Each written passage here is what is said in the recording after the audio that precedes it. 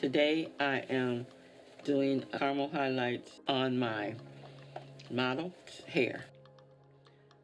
She has already previously colored hair, and then she has about an inch of roots, her natural roots. And I'm parting her hair in 6 sections.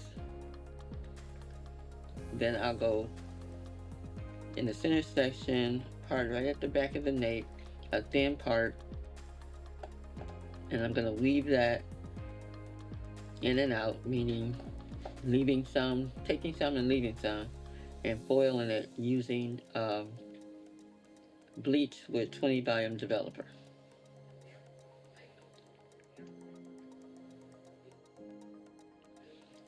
I'll work my way up her head until all the foils, till I get through all the foils.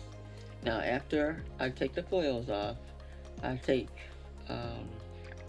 number 8 in, and I pull it through from the ends to the root and let it sit for about 20 minutes and rinse her hair after and shampoo and condition.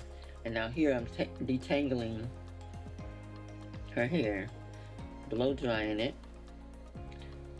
and then taking thin parts to flat iron.